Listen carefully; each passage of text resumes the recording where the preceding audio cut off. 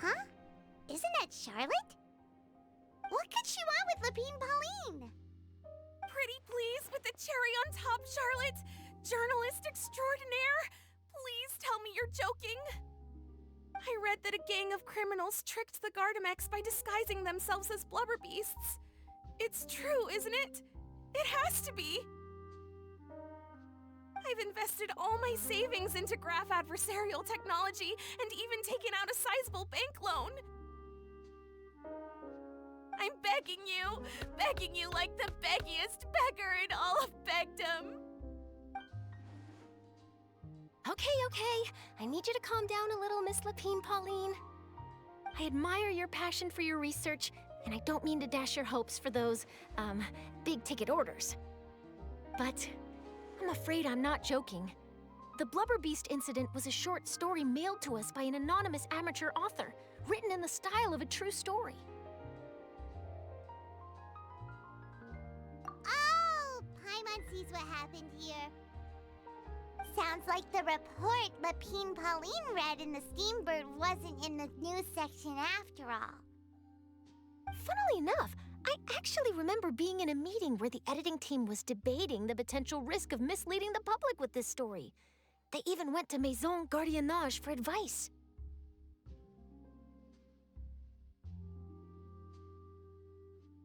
But to our surprise, they fully supported us printing it. They figured that the false intel would be a great way to dupe potential criminals into wearing ridiculous costumes when breaking the law. In truth, Gardamex are extremely sophisticated in their capabilities. They can identify criminals just as reliably as the best human guards, so a crude disguise isn't going to get you far. If anything, it'll just make you stand out all the more. Since we ran that story, the Maison Gardiennage has made a slew of arrests, including, one phantom blubber beast, a titanic red-crowned finch, and a specter man. So I knew this story had helped out law enforcement, but this is the first time I'm learning of an innocent citizen being deceived by it, and investing so much mora for nothing.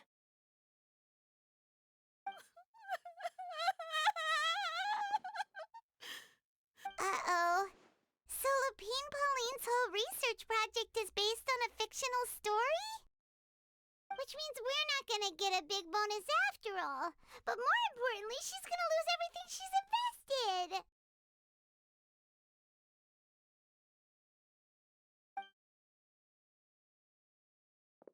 Traveler! Paimon! You're back! I was in the area taking some photos for a story when I got to talking to Miss Lapine Pauline about her research. She told me about your collaboration. She was hoping I could write an article to spread awareness about image recognition technology. She even paid me for the article and gave me one of her prototype devices before I could get a word in. I unfortunately had to dash her hopes, and I'm afraid all your hard work was in vain too. She's desperately trying to find a way to rescue the project and get you the mora you're due.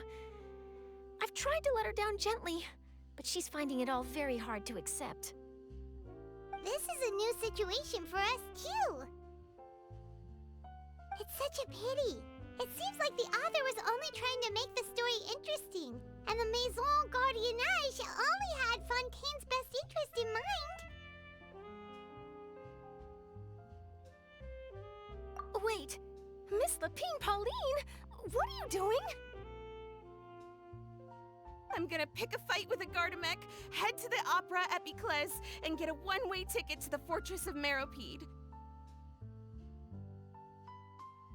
That way, I won't have to repay my debts. It's the only way I can afford to keep on living.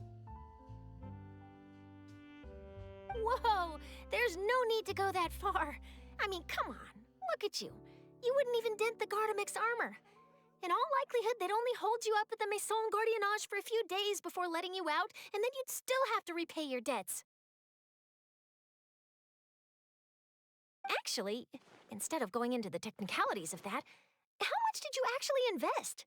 How bad can it really be?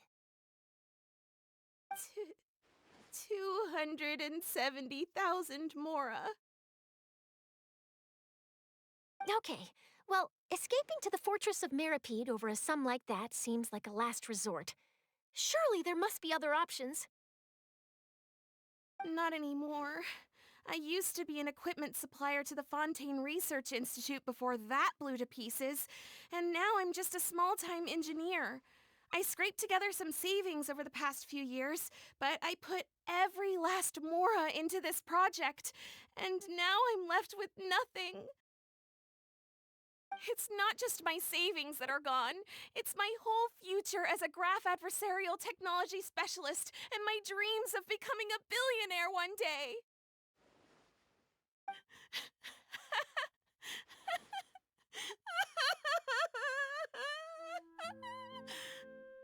My life is over. Don't despair, Miss Lapine Pauline. I think I know a way for you to turn this around. This prototype you've given me, the camera lens for image recognition sample collection. It's really quite something. You said you designed it specifically for high-fidelity image capture and analysis, yes? The rapid focal length adjustment is a very useful function in its own right. It's sure to make many journalists' jobs much easier. In fact, I'd say it has the potential to revolutionize Fontaine's news media. So your research efforts thus far are by no means in vain.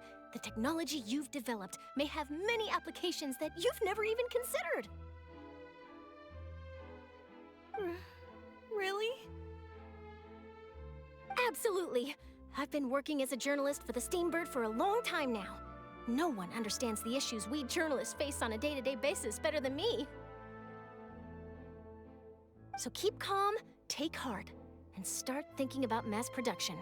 In the meantime, I'll show your invention to all my colleagues to drum up interest in your product. I can't believe it! If this is true, then I can look into setting up a whole camera lens development pipeline. My big-ticket orders and billionaire aspirations are still in the cards. Oh, maybe I should consider taking out another loan. That way, I can rapidly improve the lens production process, be the first to market, and prepare to battle for dominance in the camera industry. Come on, stop daydreaming about your pipelines for a minute.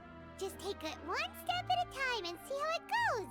There's no sense in putting all your eggs in one basket before things are even off the ground.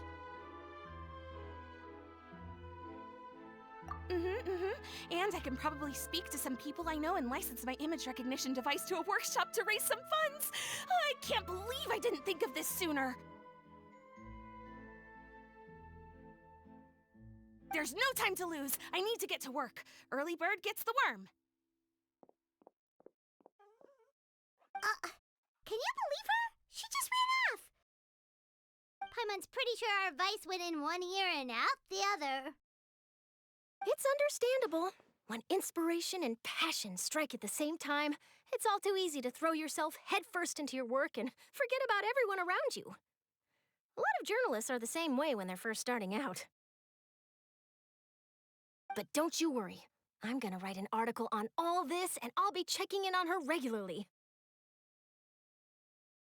Her research has the potential to benefit the entire journalistic community. I'll give her plenty of input to stop her from going down any rabbit holes and make sure mass production of her lens can begin as soon as possible. It's reassuring to know that you'll be looking out for her, Charlotte. Actually, you know what? Why don't you two take this prototype lens? I'm sure you'll have plenty of chances to use it on your travels. It takes the right person to get the most out of a new technology. In your hands, it's sure to capture some amazing sights. Thanks a lot, Charlotte. No bonus, no biggie. This makes everything worth it. You're welcome. I got something out of this too. The beginnings of a very interesting news story. The boundaries between real news reports and news-like fiction must not be blurred, even when there's a compelling justification for doing so. Yes, that's how I'll phrase it to the editors when I give them my feedback. Let's hope we don't mislead any more well-meaning citizens in the future.